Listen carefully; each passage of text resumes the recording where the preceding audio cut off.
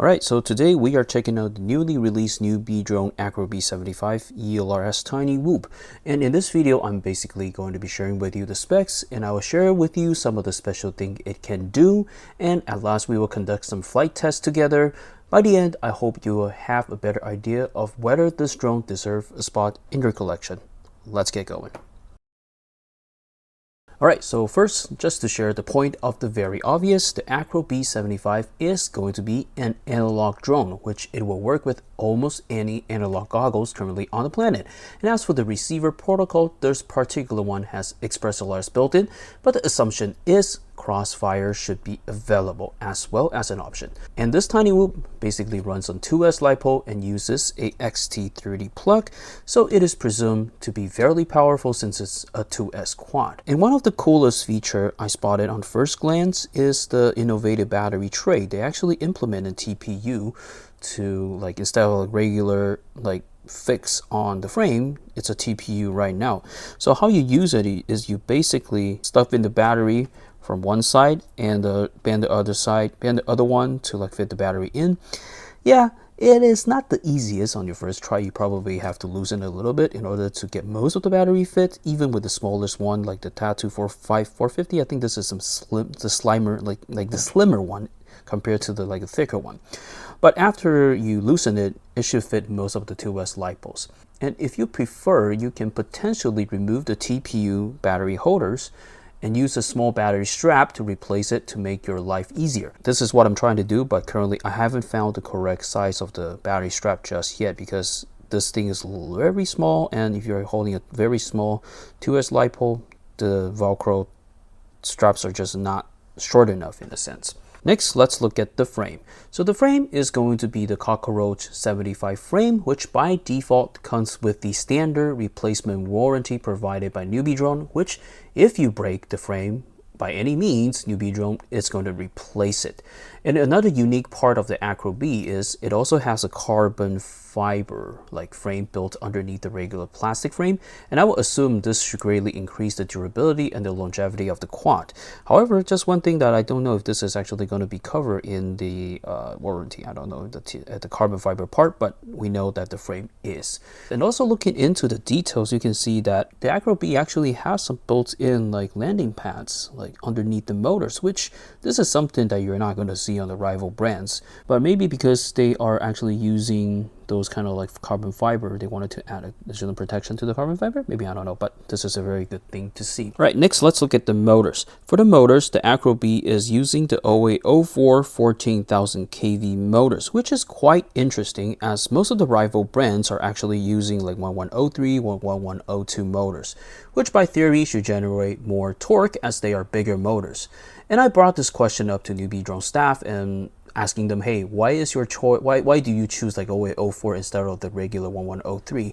And their response is they try using other size motors as well, but they discovered that OA04 still generates more overall power. I guess this is a really good thing, as we know their engineer did actually went through the options to integrate the best one into the Acro B75. And as for service-wise, the Newbee Drone motors does come with a plug that you will be easily able to replace them in case you accidentally fry them or by other means. But anyway, in case you need to replace them, it's going to be very simple. You just have to take them out, unplug it, and plug the new one in and screw them back. That's all you have to do. Next, let's talk about the camera.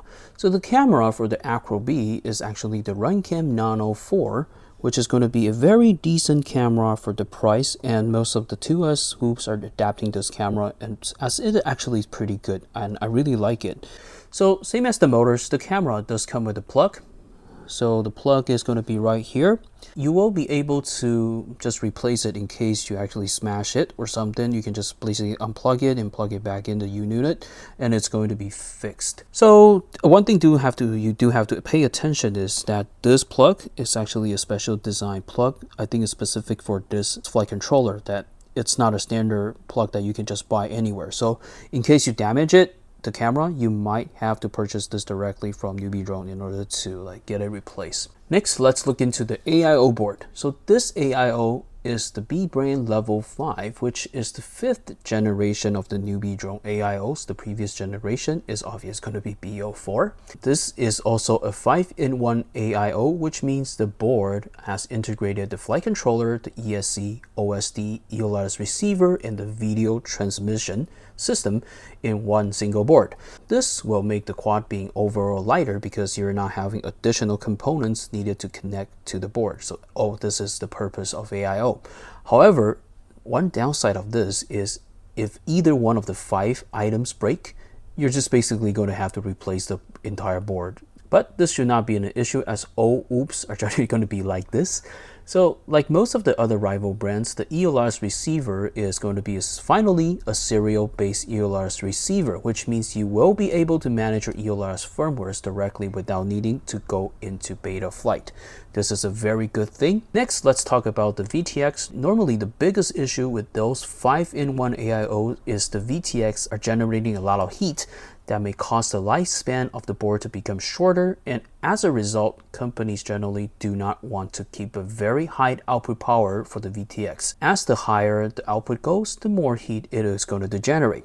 To address this issue, Newbie Drone did something very incredible, and probably the most special thing that we can mention for the Acro B75 is they actually integrated a software into the board that will dynamically adjust the power level of the VTX upon overheating. When it detects a certain amount of heat, the VTX is going to be dropping from the max power to the lowest power.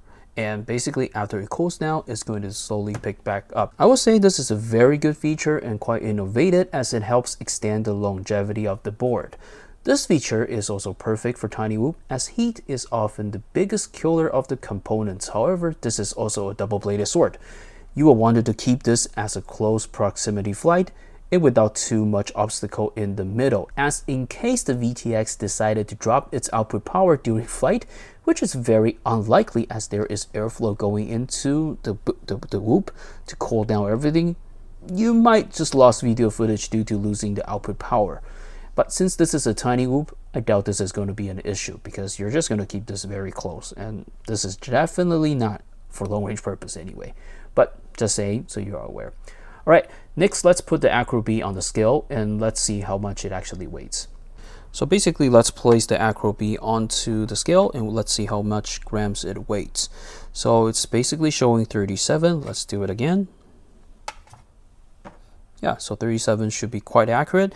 And if you're going to use the Tattu 450 high volt LiPos, small 2S LiPo, you're just basically going to bring the total weight to about 65 grams, which is still very light. You're just not going to hit the 249 threshold anyway for these tiny OOPs, but just to give you a perspective. And if you wanted to use the 850 high volt LiPo, if you put it on the top, you're basically going to get 77 grams. So yeah, overall, I think the 850 is probably the biggest battery you can use on this OOP. All right, so we're done with the specs and let's go for some flight test. All right, so switching the scene to my front yard, and I would say since the Acro B75 is going to be 2S OOP, so outdoor is still going to be the best place for it to perform. So yeah, let's give it a quick rip and see how we got. The footage you're currently seeing is coming out from my SkyZone Goggles 040 Pro DVR. So for very first impression, unlike most of the rival brands that generally are going to tune your quad to a okay flyable condition, so you can always count on Newbie Drone quads to have a decent tuning. And the Acro B75 is basically no exception. It just flies perfectly out of the box without needing me to adjust much. So you probably will still need to adjust the rates to fit your particular flight style, but that should be about it. Next, let's talk about the camera quality. And I do think the Runcam Nano 4 looks pretty decent good coming out from the goggles. You can see most of the details in the footages, and the contrast I would say is pretty decent. You go to a pretty darker place, you can still see, so it's pretty good. And I do think this is a very good selection that they did on the camera, as probably because I just like the Runcam Nano 4, because I also have that on my Mobula. So as this is called the Acro B, it is presumed to be good at acrobatic, and since this is a 2S quad, you can expect it to have sufficient enough power to pull most of the tricks compared to the general 1S quads. However, do remember this is still ducted, which somewhat will suppress the performance but does add safety so you can fly basically anywhere. Unfortunately, I'm not a really good freestyle pilot that can just push the limit to show you like what it can do, but generally, if you wanted to do most of this basic split S, power loops, most of the stuff, look back, whatever, these are generally going to be fine. And I assume that most of the tricks, like even if you wanted to do a trippy spin, this is going to be fine as well. So one thing I did notice about the 0804 motors are, maybe it's just because I'm not used to it, they do generate pretty good thrusts, but since most of my 2S quads I've flown are going to be using 1103 and 1203, that sort of motors, I do sometimes feel that the response at the lower end of the Acro B is a little bit less, that it just, you gotta push a little bit more on your throttle in order to get out from the maneuvers. But one benefit of using these smaller motors are you're generally going to be more efficient in your power consumption, and this should give you a relatively more flight time. Alright, so that's about it for my outdoor flights. Let's swap into some indoor flights. So for indoor flights, since now the space are going to be more confined, it will be much better to adjust the camera angle to around 5 degrees so the Acro B just doesn't go too fast. And this is also another benefit that the Acro B has for beginners, which you will be able to adjust the camera angle, because the lower your camera angle is, your speed is generally going to be slower. And you can see from the footage, obviously, flying indoors is definitely not a problem for the Acro B 75. And you can definitely use it to practice your throttle control, and I highly recommend you do that during the whoop season.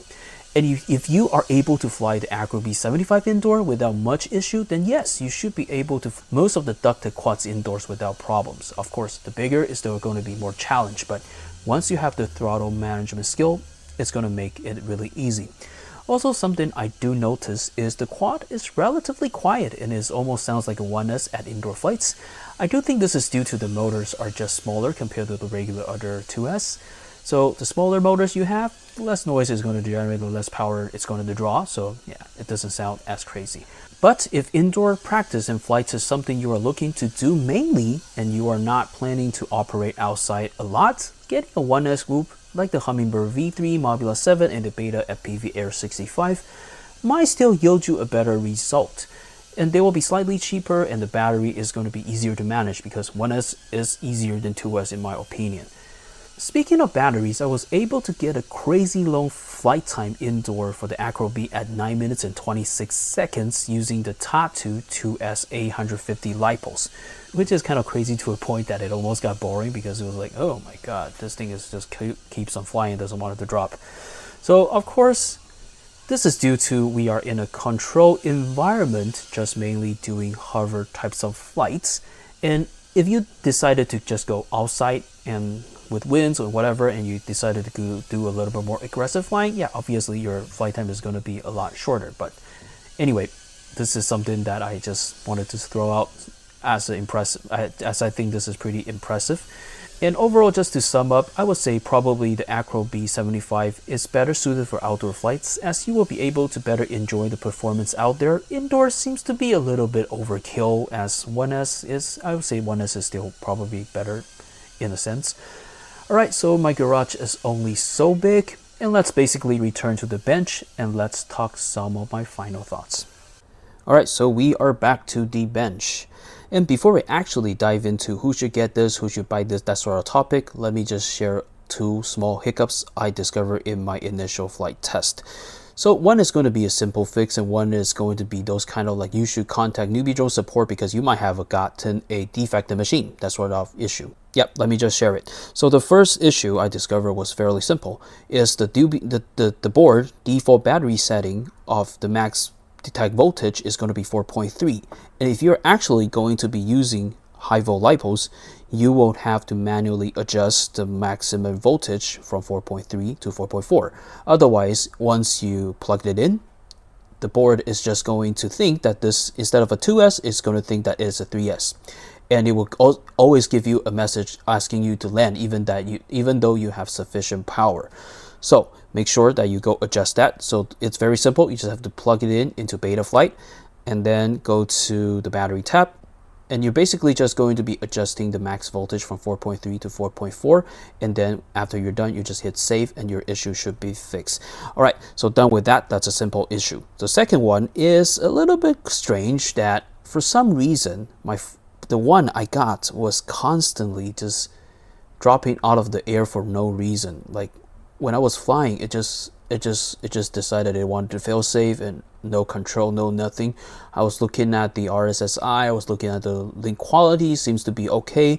It just decided to drop off of the air with no reason. And I was able to pinpoint that this probably is because I was not lucky enough to receive a faulty one. The reason why I know is because I reached out to Newbie Drone and they basically sent me another one. And then I was able to determine that this one has zero this kind of problem. So it might be a single issue that occasionally out of a few quads that you are probably just going to get one that is just sometimes just probably made by Monday or made by Friday, so a lemon. So if you have encountered this issue, I would say probably just try to, of course, make sure that your control links, everything is fine, and make sure that you're not getting much interference. If something that is just not from your side, then probably reach out to Newbie Drone to see if they can actually help you with the issue. Alright, so back to the topics. Who should be buying the Newbie Drone Acro B75? So personally, I really enjoy flying this, and this is probably why this video is so long, because I just really had a really good time testing these, and flying Newbie Drone tuning was always something really fun that you know that you can trust that Newbie Drone actually has good tuning. If we are going to pinpoint who this is for, I would say probably somewhat from a beginner to a seasonal FPV pilot that is willing to pay a bit more for quality parts. And if this is you, then the Acro B probably is going to make sense. The reason why I say this is probably good for a beginner is due to it is durable enough to practice on. This is very strong. You got carbon fiber like bottom plates, and also like most of the stuff is going to be on a plug. So as long as your board is not completely fried, you will be able to replace this fairly easy. And additionally, I would say that the good tuning of the Newbie Drone quads are always a plus, because just consider like even like seasonal pro pilots will need good tunings in order to perform well. As a beginner, you will want that even more. So yeah, this is something that you want to consider. As for more experienced pilots, I would say the Acro B is just very fun to fly, and you probably are already good enough to make your own decisions. That this is going to be like, yeah, the spec is good, everything is fine, and as long as you have the money, you should be able to pull the trigger and make your decision yourself. Alright, so if you wanted to check out the Acro B, links are going to be down below. And if you enjoy my content, please like and subscribe. Any questions or comments, drop them down below, and I will see you in the next video. Bye for now.